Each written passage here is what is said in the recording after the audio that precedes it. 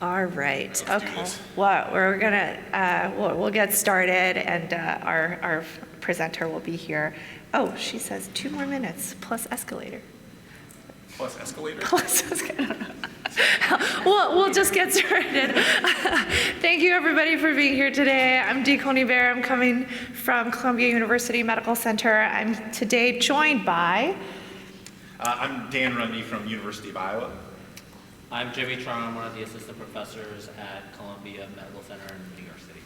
And our last presenter, who will be joining us when she gets off the escalator, is the esteemed Dr. Wendy Coates. And we have no disclosures. So we wanted to start with a little bit of a participant input. We want you to put in what you think professional identity formation is. What does that mean to you? And if it asks you to register, skip that for a pull everywhere.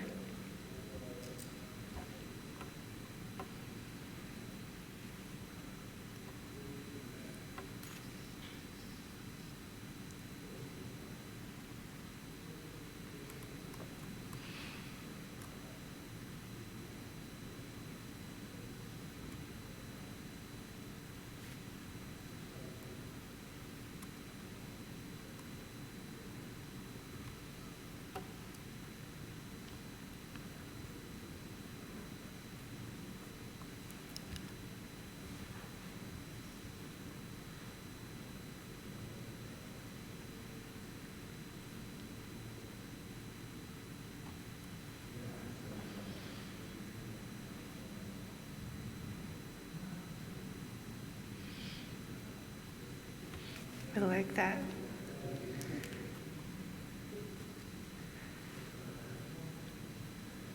Niche brand, smiley face. I like that.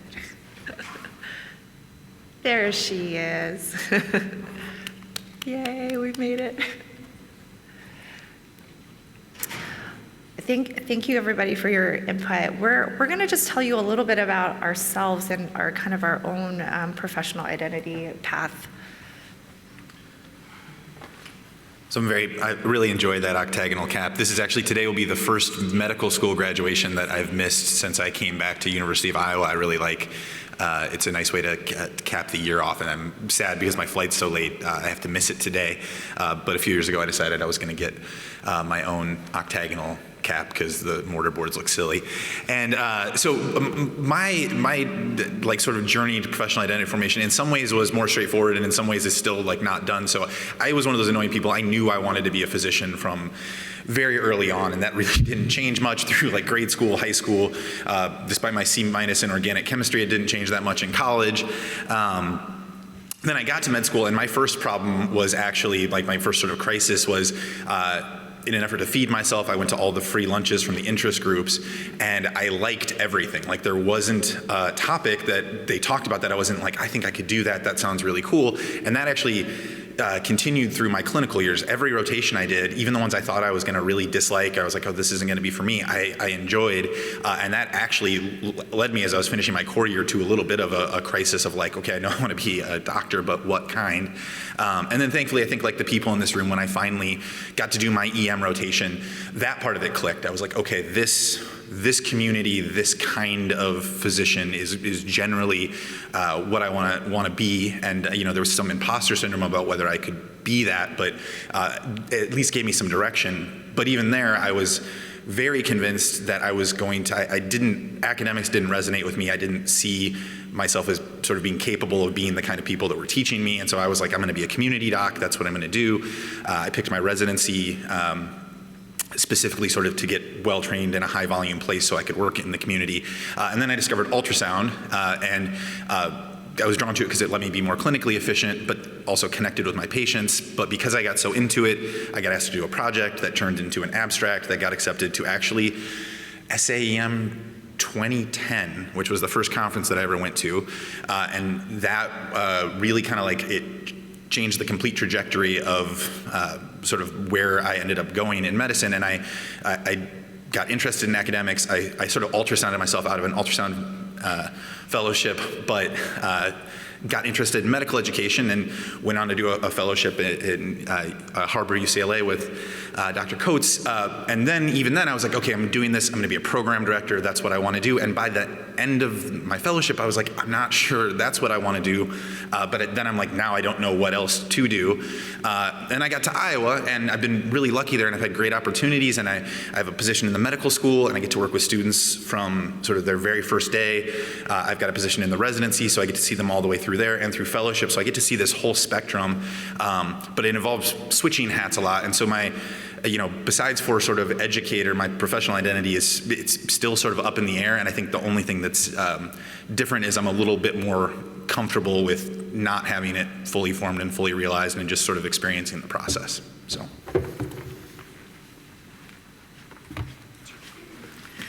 Well, I apologize again for being late. I was moderating an abstract session, and then there was like a smoke fire in the kitchen, which made everyone on the second floor have to leave. So I was doing so well in this abstract presentation where like we were on time because I wanted to be here. And so anyways, I do apologize for that.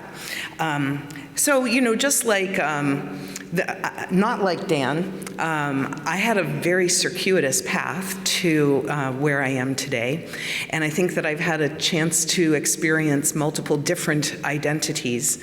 When I was in high school, I was like Miss Biology, someday I'm going to medical school, this is gonna be great. I went to the Pennsylvania Junior Academy of Science, and I won first place in the state competition for my project about can you train planarian flatworms to swim to a particular color by grinding up other planarian flatworms that had been trained to go to that color. And so I thought, I'm going to be like this amazing researcher in medicine because I know all about planarians or flatworms belonging to the phylum Platyhelminthes. Their class is Turbellaria, and the ones I worked with were Phagocotogracilis, on and on. I actually still remember that memorized speech.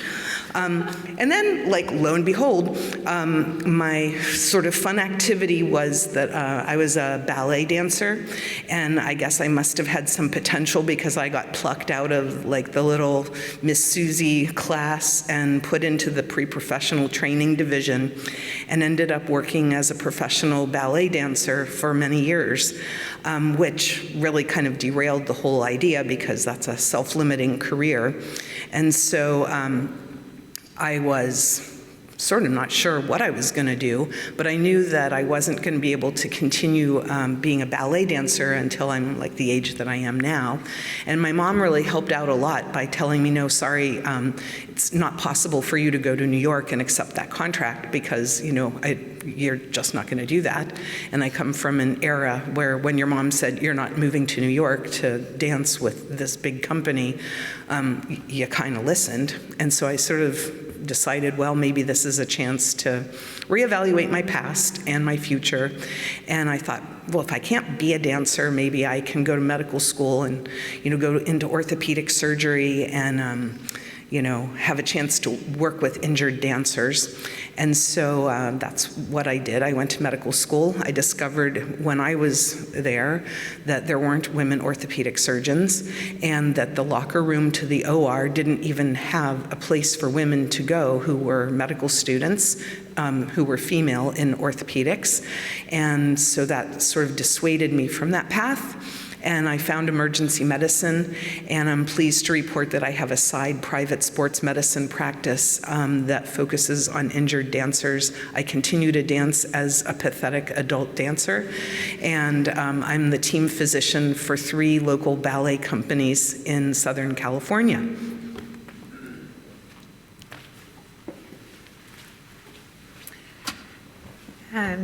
I am an immigrant, and I had heard Lara Varpio talk about professional identity formation several months ago, and she likened professional identity formation as a form of immigration, which really I related to.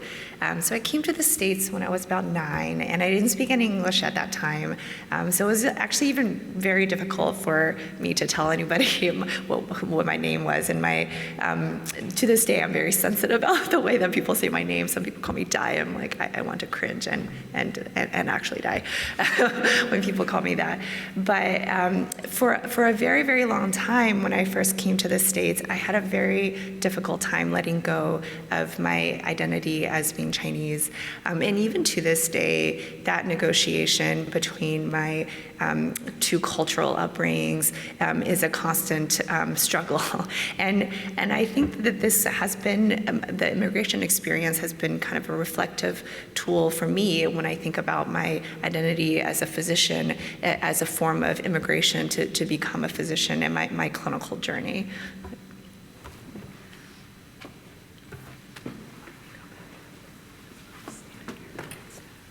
My professional identity actually has transformed throughout the years, and it's gone through many phases in my life. I started out a pharmacy student, and it didn't work out. I went to work for Starbucks when my family needed my support. Eventually, I circled back and went back to school, did some bench work research, got a master's, became an EMT, then applied and got into med school and thought I was going to become a surgeon, and that clearly didn't work out either, and became an emergency physician and family medicine physician, and now I'm at Columbia working in the ER. So I think in my own reflection of professional identity, it's a journey. It's transforms itself, and I think with this working group, with my fellow colleagues here, I've learned that it's okay not to have something concrete or solid at any point, because it can change at any point due to your life circumstances. All right. So the theoretical basis for professional identity formation pairs with that of personal identity formation. One of the most popular kind of theories that is espoused is the developmental stages by Kegan. And in Kegan's developmental stages, there are stages that vary from infancy to adulthood. And so to kind of understand our transformation from a layperson to being a medical professional, we too traverse these steps throughout our entire training. And as you've heard, all of us have had diverse and challenging and circuitous paths to where we are today. So a process known as socialization is really the process that pivots that learner from a position of peripheral participation to full participation within a practice. And this socialization is this gray box where a lot of things can happen. Traditionally, we've focused on the medical knowledge and the physical exam skills that everybody needs to acquire. But recently, we've recognized that maybe it means more to being a physician than just knowing what antibiotic to prescribe. And so through identity theory, we've recognized that it might be nice to know that our trainees, our future physicians, our physicians currently, will do the right thing for the patient when no one is watching. And currently, there's really no competence framework that really measures that. So these socialization periods are periods of transition. And throughout our training, we not only learn new knowledge and skills, but we fundamentally transform the way that we think and act. And professional identity formation takes place in the context of personal identity formation, which is really complex, and this includes your age, your gender, your ethnic, racial, and national identities. And we know from other studies that these socialization periods are universally challenging, and there are a couple of factors that contribute to this. First, we come into medical training mostly fully baked as well-established people within our personal identity. Just on a show of hands, have you ever experienced when you're hanging out with your non-medical friends and you tell what you thought was a really funny story that happened to you at work, and instead of laughing with you, they just like stare at you in horror? Anybody? Okay, yeah. So we're not the same people. I'm not the same person that I was before I entered into this medical socialization process. And what we currently deem as appropriate or even mundane has like completely diverged from the general lay population. So when we enter into this gray box of socialization, we're actively negotiating. Oh, sorry. Jesus, sorry. Actively negotiating between, I'm so sorry, you guys. I keep on clicking. Between who we were and who we're expected to be and who we want to be. And not everyone is ready to kind of take on that particular challenge. And some identity theorists actually even propose that we must actually repress a part of ourselves in order to adopt new identities. And so much of our new identities take place in the existing communities of practice. And historically, and even to a very much large extent now, our medical communities of practice are dominated by, sorry, Dan, cisgendered white men of primarily Judeo-Christian religion. And so for anyone kind of outside of that description, you're gonna have a much harder time adopting this new identity within that community of practice. And so this can lead to what theorists call identity dissonance. And it can even exacerbate identity dissonance when you don't see yourself reflected within your community. And the implications of this being that diversity of representation really, really matters, especially as we want to recruit a diverse healthcare pool to care for our diverse patient population. Another aspect of professional identity formation, the socialization process that makes everything difficult, is that it's not linear. Each stage of training requires a whole different identity. What it means to be a really great medical student is very different than what it takes to be a really great attending. And so in each stage of training, we actually have to adopt very new identities that's disruptive from what our identities were in the past. And it kind of reminds me of this M.C. Escher artwork where you kind of hope to ascend the staircase to the next destination, but then you just end up in this completely weird place and you have to find your way to another staircase. And so this whole process of training and throughout our careers is disruptive and discontinuous. And perhaps the hardest part is that it's really impossible for us to prepare to be socialized until we've arrived at a particular stage of training. Earlier today, there was a study on imposter syndrome about how residents at every stage of training significantly, there was like mostly 2/3 of the residents felt some degree of imposter syndrome, and like everybody in the audience raised their hand when asked about if you ever felt imposter syndrome, and that's because we are imposters. Before we actually carry the burden of a particular role, it's no amount of preparatory work in the sidelines can really prepare us for the subtle challenges that we face when we actually embody that role. So that's one of the aspects that makes socialization hard, is that it's difficult to predict. And so many of these challenges are focused on these like transition periods. And when we first start these new socialization processes, some theorists refer to these as emerging crises. The crisis arises when we realize that there is a discrepancy between our understanding of our role and the real life challenges that we're facing.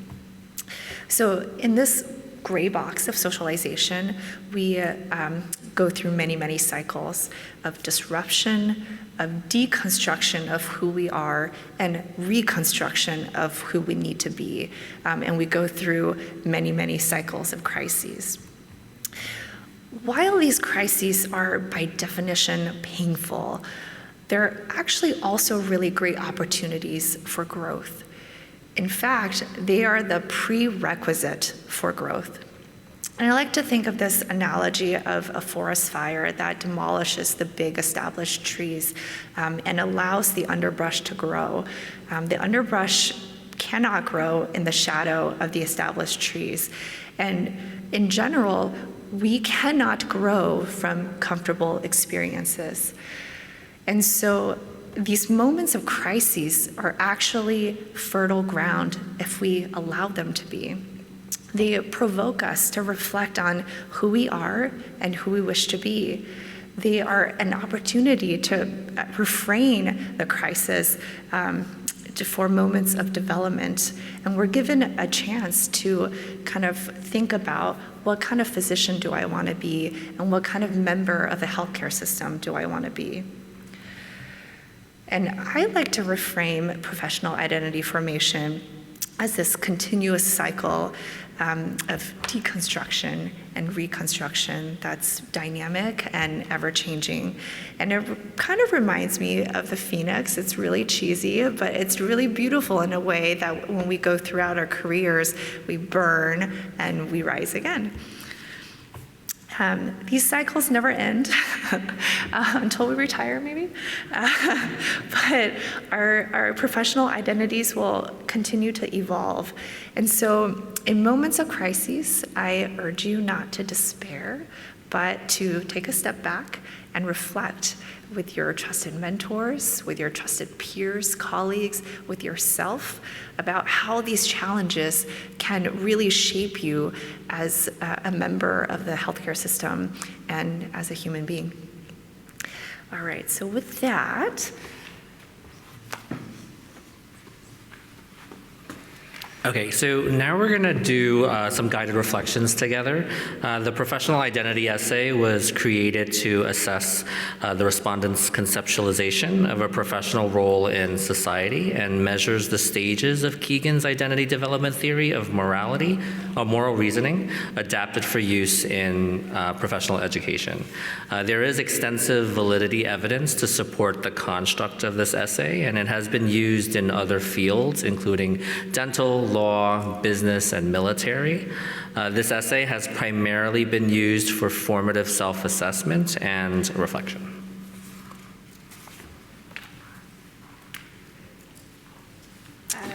oh, sorry, go ahead. Okay, so we're going to have you work through some of the primary questions in this essay, and a couple of things to know are that this is designed for to generally to have at least an hour to work through these questions, and that's kind of that sort of like a bare minimum.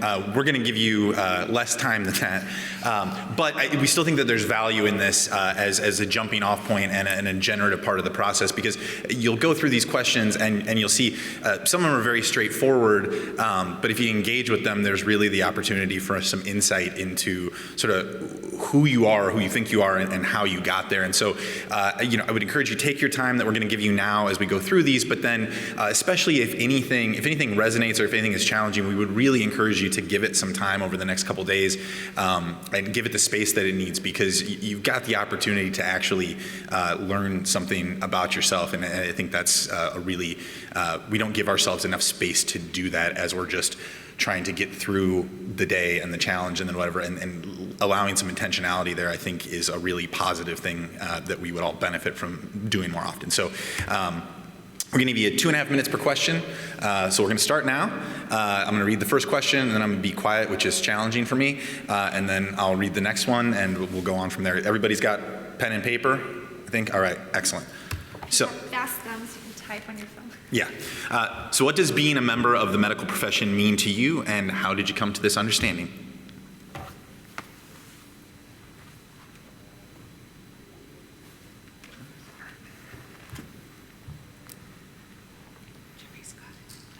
I know.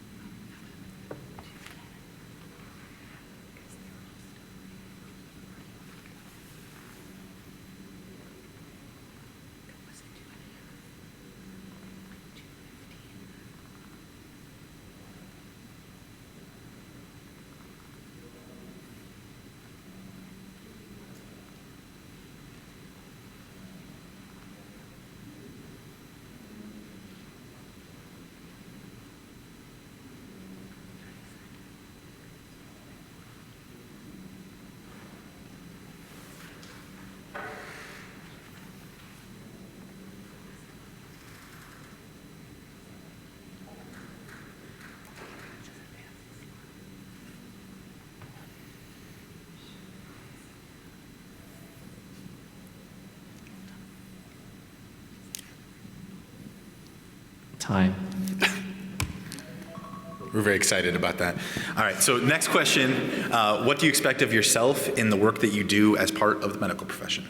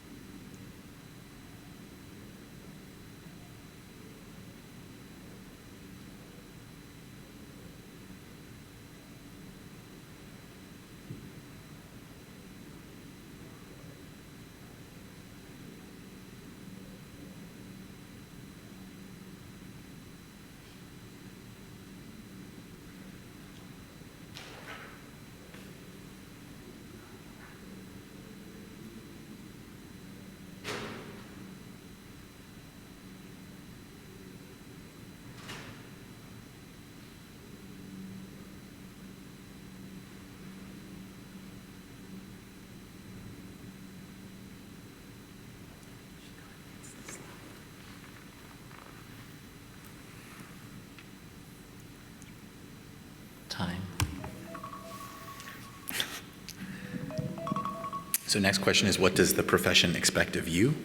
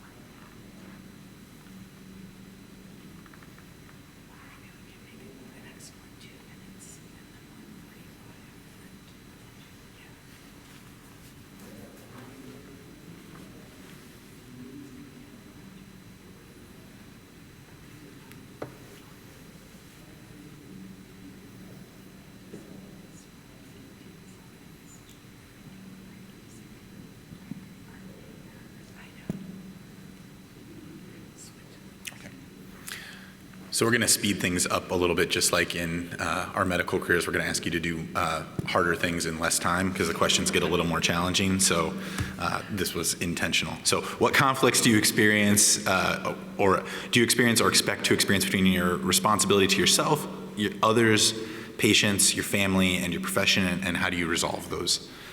Solve that now. Yeah. 1 minute. 2 minutes.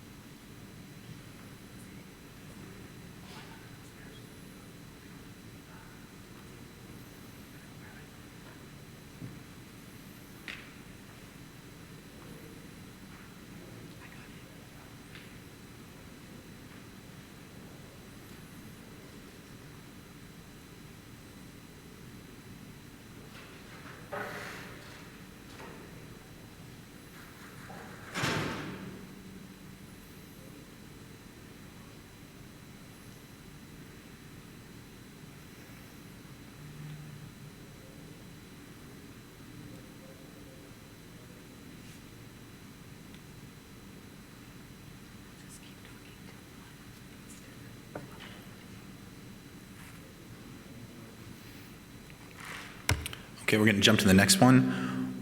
What would be the worst thing for you if you failed to live up to the expectations that you set for yourself?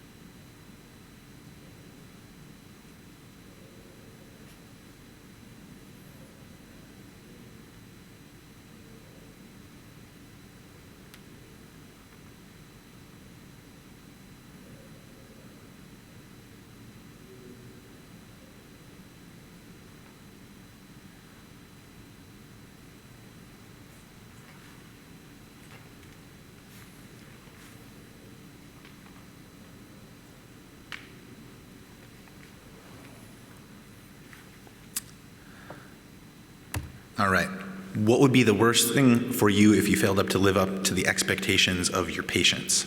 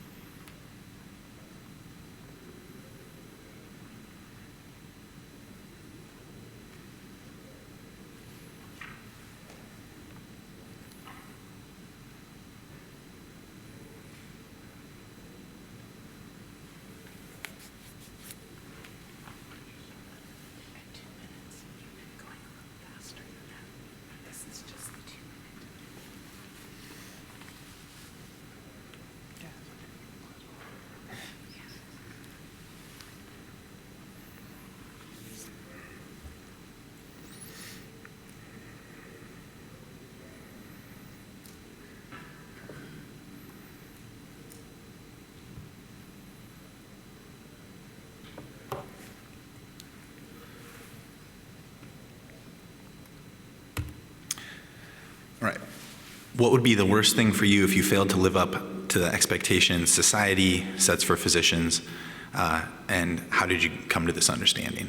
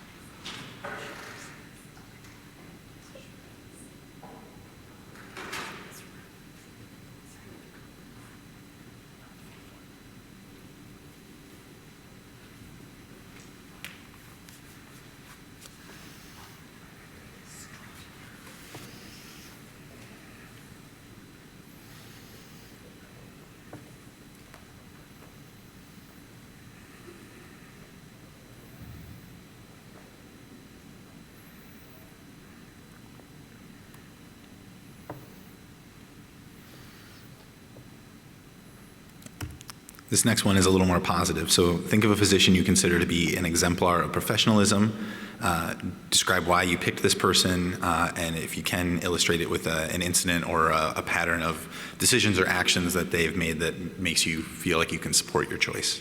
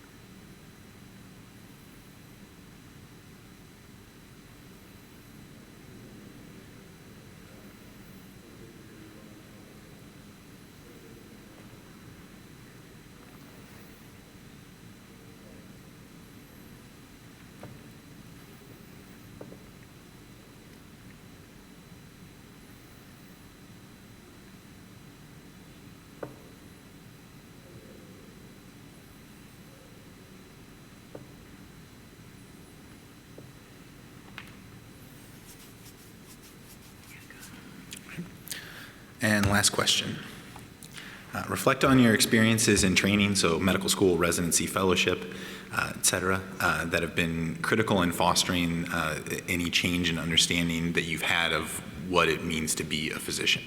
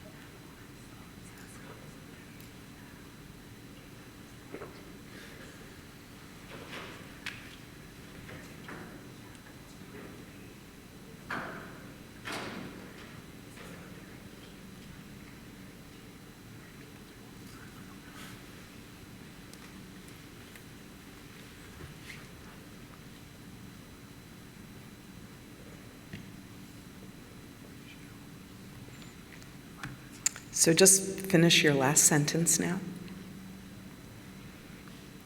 As you can see, this is not a multiple choice type of test, so to speak, and the scoring of this to tell you things about where you stand on this developmental process, it's not easy to understand how to score this. And in fact, the psychology types of people who do score these go to week or 2 week long sessions to learn all about these ideas and how to actually put this into practice.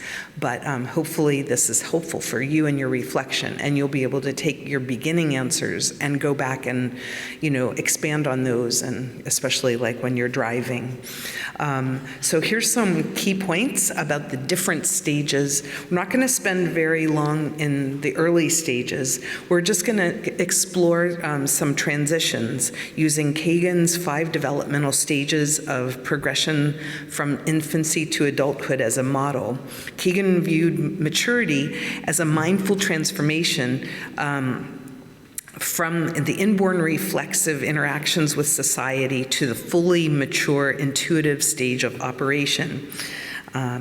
So stage 2 is outside the infant range, typically what you think of as an adolescent type of behavior where there's rigid rules, everything is kind of self-focused, and they're kind of a little unable to see the value in diversity.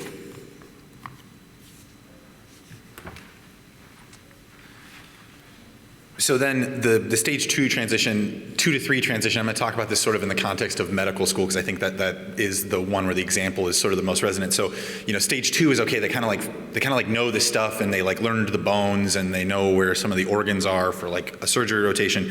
This 2 to 3 transition is where they're also starting to get like in a clinical setting, in a clinical rotation, that there are other things happening within the field. They're sort of seeing that there are social norms, potentially different values and approaches in different parts of medicine, right? So orthopedics and your orthopedic rotation and how that works and how people behave might be very different than if you were on an internal medicine psychiatry rotation unit. And they're starting to pick up that those things are happening. So it's beyond just the technical knowledge. They're starting to see those changes in place, those differences in place in a given field, but they're not quite at the stage yet where they're able to sort of like effectively adopt or mimic them. Then we get to stage 3, which is the socialized mind. And I like to think about those aquarium tanks that have all the anchovies that are all swimming around in one direction. And then some brave fish decides to turn around, and suddenly all of those fish turn around. And so at stage 3, this is called the socialized mind. And what the socialized mind tries to do is, it's like you are thinking independently. So you're the fish, you're sort of swimming independently now, but you're aware of that, but you don't quite have the self-power to be an independent swimmer if you're kind of outside the norm.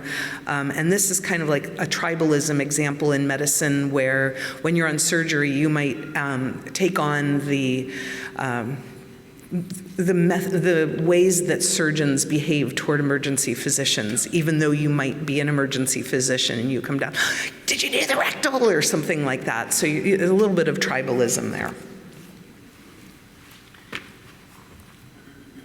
In the stage 3 to 4 transition, there's a greater understanding of oneself in the professional role and greater awareness of choices in dealing with influences that work against a professional's integrity. And some examples include egregious threats to professionalism, such as sexual assaults of patients, learners, colleagues, public humiliation, verbal, physical abuse of learners and subordinates, to more subtle threats, such as microaggressions from sexism, racism, and ageism.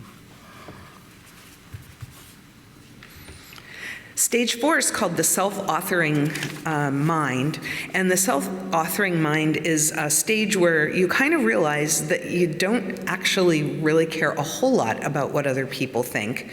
And I think that, it requires a little bit of age too. You can just sort of see that your judgment and problem-solving abilities, that translates to greater fidelity and your ability to promote your own ideas within a group, even if you don't quite agree with what's going on, like, hey, did you guys consider this? And even though everybody thinks it's one thing, maybe you're willing to bring up the fact that it's possibly something else to consider, and you're not uncomfortable in that.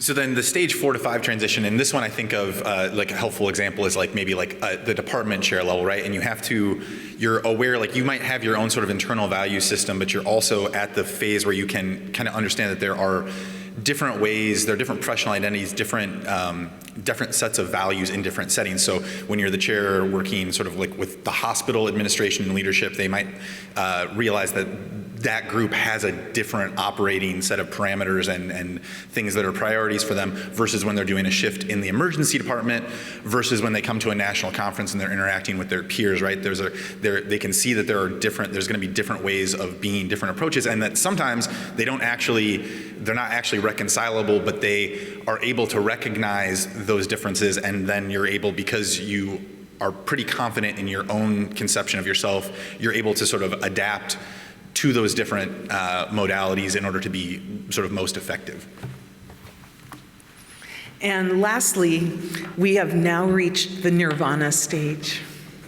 This is a stage that really probably isn't possible until, sort of a little bit later in life. Not something we could really expect of our residents, but this is a stage of, you're a mature adult-aged person and you're able to appreciate different perspectives in life, and, willing to accept the interdependence of like paradoxes and just being able to process everything. And it's a recognition that all the different systems that are out there, that they can all really coexist, and that there can be someone else's idea that might enhance yours and vice versa. And it's just really kind of when you've arrived. And that's why they always say, like, I'm an attending, but I need to find an attendingee or attending, and just kind of like a way to think about that. So I'll turn it over to Dee right now. Thanks, guys. Like Dr. Coates had mentioned earlier, the grading for the professional identity essays is not easy, and this is kind of the guidebook if you wanted to dig a little bit more into the scoring of your own professional identity essays, on how to score that, basically based on these stages. And for anybody who's interested in more information about professional identity formation, these are a couple of select resources that we used for this presentation. Anybody have any questions about anything? Yeah. The ultimate goal of identity. So once you kind of say, okay, I'm this stage, what then? Yeah. Sort of work toward. Yeah. Oh, so the question is what is the purpose of knowing your stage of development? I think partly it's a little bit, in my own reflection, I realized that I think when I was an intern, as I was rotating on various rotations, I was on ortho and I came down for a ED consult, and I kind of adopted the tude of the surgeons, and one of my attendings called me out on it, and I was like, we don't think blah, blah, blah, blah, blah. And he turned to me and he said, who is we?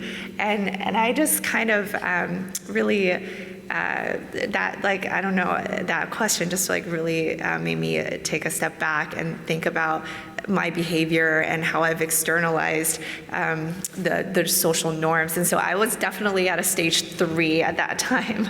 And I think it's helpful for my personal growth, and I think in general personal growth, to know where we are in the developmental stages and where we can be. And ideally, we want our leaders, our vice chairs and chairs, to be at least at a stage 4. So kind of understanding where what the stages are, and maybe even being able to analyze a little bit of how our leaders are, at what stage that they might be behaving at, or even our learners can give us a framework of how to interact with the members of our medical community.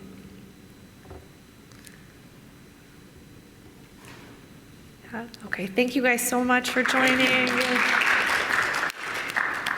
Thank you. Congratulations for staying till the bitter end. Yeah. There should be a certificate or something. I know, there I know. really should be. Safe travels, everybody. Thanks for Get home coming. safe. Yeah. Thanks for sticking around for us. Yeah.